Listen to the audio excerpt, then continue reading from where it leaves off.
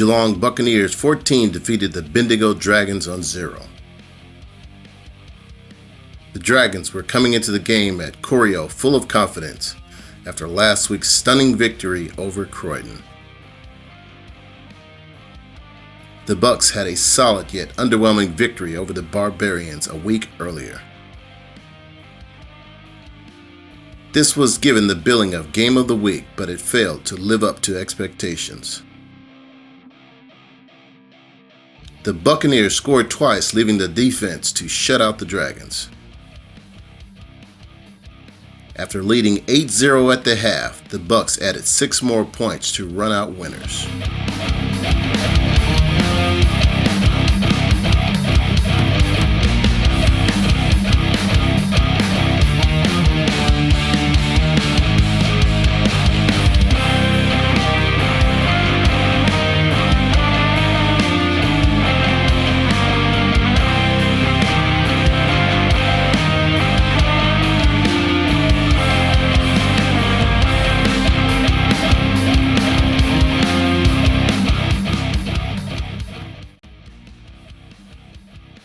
Southeastern Predators 64 defeated the Monash Barbarians on 0. The Predators were looking for their first win after a disappointing start to the season. The Barbarians were just looking for an improvement each and every week. This one was well and truly over at the half, with the Predators leading 44-0. With the mercy rule applied, this one was over, giving the Predators their first convincing win.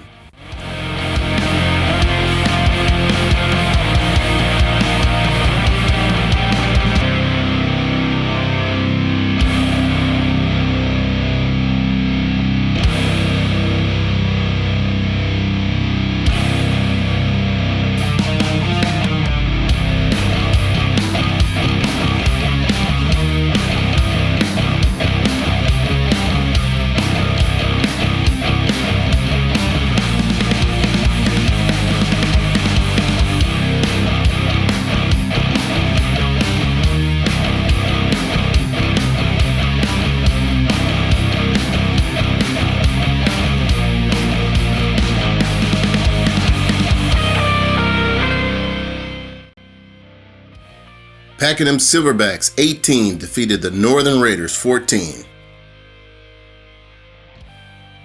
This was going to be an intriguing matchup with both clubs in a rebuild and having lost their opening 2 games. The Raiders looked the more likely winner after last week's performance, but as Chris Berman says, that's why they play the games. The Silverbacks took the halftime lead of 12-6 after a rushing TD to debutant Damian Barreto. The second score was a pass from QB Grant Elliott to Dexter Harawa. With one more score from each team, the Silverbacks ran out the victors in the end, improving their record to 1-2, while the Raiders fall to 0-3.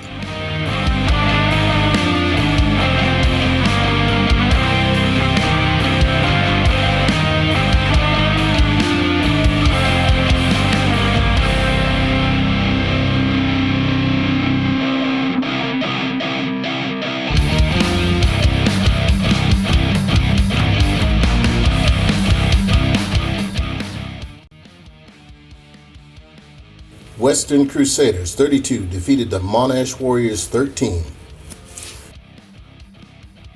This was the 2018 Vic Bowl rematch, and what some people argue should have been labeled Game of the Week, the final score didn't warrant that title. With Father's Day on game day, it left both sides with players missing. The Crusaders jumped to a 22-7 lead early, even though the Warriors struck first.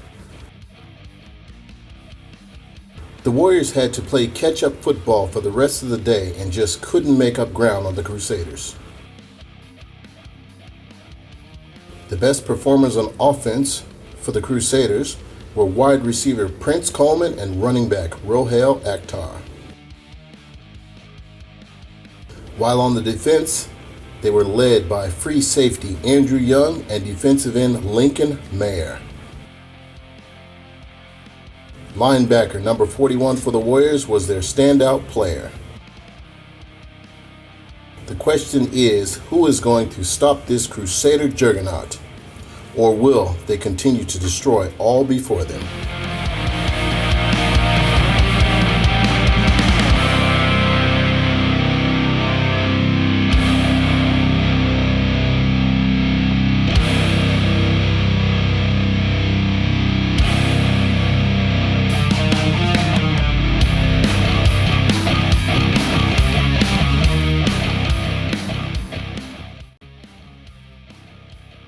Croydon Rangers 52 defeated the Melton Wolves 6.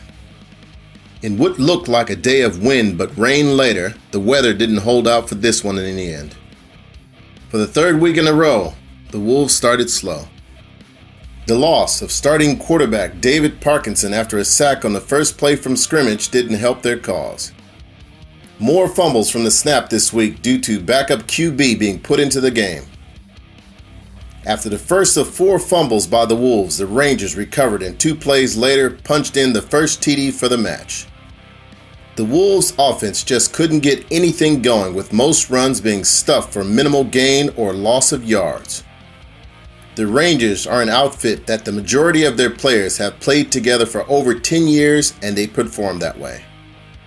The more experienced and disciplined Rangers soon found the end zone on a 33-yard pass from Jamie Stafford to tight end number 87. By the end of the first half, the Rangers were up 29-0 and the contest was all but over. On the second play to open the half, Stafford hit wide receiver number 13 for a 27-yard catch for the TD. Another extra point was successful. The Rangers soon scored their second safety on the day after a blocked punt that sailed 36 yards backwards and out of the end zone. Down 52-0, the Wolves recovered a fumble by Rangers and drove 20 yards for a QB run up the middle from the 1-yard line. The mercy rule saw the clock expire and the Rangers, after a shock last week, winning very comfortably in the end. Melbourne Uni Royals 55 defeated the Ballarat Falcons on 6. Another wet and windy day in Melbourne town, something the Ballarat boys would be used to. This game was headed for a blowout in the first 5 minutes, with the Royals jumping out to a 23-point lead. Demontrez Symington had a day out for the Royals. Receivers Harry Roberts and Jacob Kieran helped get the scoreboard ticking over. The Falcons hit back with a TD run of their own. The Falcons' James Stevens was holding his own at QB under constant pressure. Symington added another TD run before a punt return ended in another 6 points for the Royals, thanks to Jimmy Roberts. Another TD for the Royals by Kieran Turner saw the half end soaked at 46-6. The Royals just continued to pound the ball against the depleted Falcons outfit. As usual, Mr. Everything Peter McKay was a solid performer for the Falcons, as was defensive lineman Richard Sefton. The rain continued to come down hard and the Royals added another TD. They finished off with a safety after the Falcons took a knee in the end zone. The Falcons were forced to forfeit the remainder of the match due to injuries. Yeah, look, we knew it was going to be a physical outing against Ballarat, so it was good to see the guys step up their level of physicality. As a coach, it's always promising to see continuous improvement and development from the players. Both the offense and defense took strides in the right direction to where we want to go. There's always things you want tidied up and improved, and I think we're working towards that. Improving week to week as players become more comfortable within the systems and schemes in place and start to work more autonomously. But ultimately, if we're pointing at one thing, it's sloppiness, causing us to create unforced errors, both on offense and defense, and and at times shooting ourselves in the foot. So we've got to get back on the park and fix up the sloppiness and get back to work. All right, some thoughts on the game against the Royals last Sunday. I thought we, the Ballarat Falcons, handled ourselves pretty well out there, all things considered. We were missing a number of our veteran players, and so we looked at it as an opportunity to get our younger players some experience against one of the top sides in the state. The scoreboard was a bit unkind to us. All things considered, most of the points that they got came due to some broken plays and that sort of thing. So that's something that, a little more experience with those players will iron out over time. Thought we, maintained some good discipline. Could have used a few more flags going the other way, obviously. That just kind of made the uphill climb a little bit steeper. But I thought we did a really good job maintaining our discipline under the circumstances. Did a lot of good things out there. We tackled hard, made a really nice stop on the 1 yard line when they got deep on us there. Had a lot of good success running the ball, especially in the first half. Had some nice short passes, scored our touchdown off one of those. So we did a lot of good things out there, and it was a really good experience for our younger players, which should set us up well for the upcoming games. Our next few games we look at as an opportunity to get some wins, so we think that's really going to help us going forward to get that experience against the Royals that we did.